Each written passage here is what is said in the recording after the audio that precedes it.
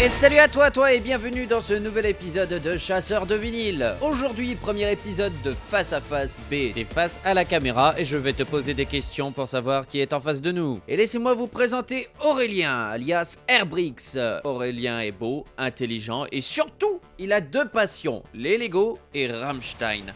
Et il a mixé les deux pour faire cette sublime maquette. Et première question, qui es-tu? Alors, je m'appelle Aurélien, j'ai 34 ans et mon nom artistique, c'est Airbrix.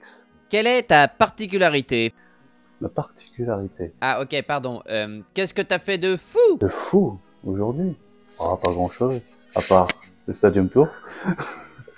Combien de pièces? 9478 pour être précis. Voilà. On voit pas tout, mais j'ai essayé de rentrer un maximum dans les détails, comme les spots, l'ascenseur, hein, comme je t'avais expliqué, qui est à friction. Voilà, le résultat est un petit peu plus grand que la scène officielle, mais plutôt satisfait. Combien de temps as-tu mis pour faire cette maquette? Il me semble que j'ai mis un peu moins d'un mois sur la maquette d'origine. Et celle-ci, on va dire, avec tous les détails et tout, passé un peu plus de 3-4 mois à modéliser tout ça. Et après, à rassembler les pièces, on est sur du 1 an. Comment es-tu tombé dans le Lego? Bah, déjà très jeune, hein, j'aimais faire du Lego. J'ai acheté mes sets Lego, je les fabriquais. Et puis, on a eu le confinement. Et puis là, en fait, je me tournais les pouces, je m'ennuyais un peu. Les jeux vidéo, bon, t'avais vite fait le tour. Et je me suis dit, tiens, je vais aller me renseigner s'il n'y a pas un petit logiciel qui me permettrait de faire du Lego. Donc, j'ai commencé à faire des petits mocks. Mock, donc My Home Creation, qui veut dire ma propre création, hein, tout simplement. Et là, j'ai commencé à faire des petites constructions comme ça sur des logiciels dédiés. Puis j'ai trouvé Lego Idea. Lego Idea, c'est une plateforme qui te permet de partager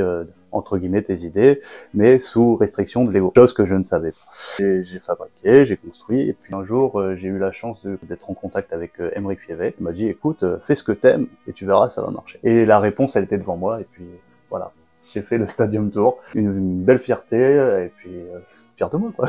Comment as-tu connu Rammstein? Très très jeune. J'étais adolescent, donc j'étais dans une période un peu gothique. Donc j'ai commencé à écouter du Marilyn Manson. J'ai Cool Chamber aussi, que j'ai bien un groupe bien bourrin. Ouais, je t'invite à l'écouter. Hein. Et puis il y a eu Rammstein. Rammstein, parce que déjà LV1, j'ai pas fait anglais, j'ai fait allemand. Et je me suis intéressé un peu plus à ce groupe-là. Et en 2004, mon premier concert Rise the Rise à Lille. J'en garde un bon souvenir. Et quand tu vois aujourd'hui qu'on passe d'un concert à 3-4 000 places à des 40-50 000 places, juste énorme. À ce qui paraît, il s'est passé quelque chose d'assez fou hein, sur cette maquette. Tu peux nous en dire plus, s'il te plaît? Quelque chose de fou, je sais pas. Moi, je l'ai partagé sur les réseaux sociaux. Après, beaucoup ont créé aussi des scènes, des choses comme ça. Moi, je l'avais partagé sur des groupes Facebook. Et j'ai vu la story qui a tourné. Et puis, je vois ma maquette. C'était une story de Rammstein, du compte officiel de Rammstein, Ouais. qui partageait le lien, et puis sachant qu'en plus que comme toi tu connais un peu Rammstein, pas de publicité, donc ouais, j'étais un peu what the fuck choqué, et ouais non. Et là les votes ont commencé à grimper, à monter, et waouh, t'es dans une forte émotion à ce moment-là et tu sais pas trop ce qui t'arrive. Tu maîtrises pas du tout, et c'est pire qu'une dédicace en fait.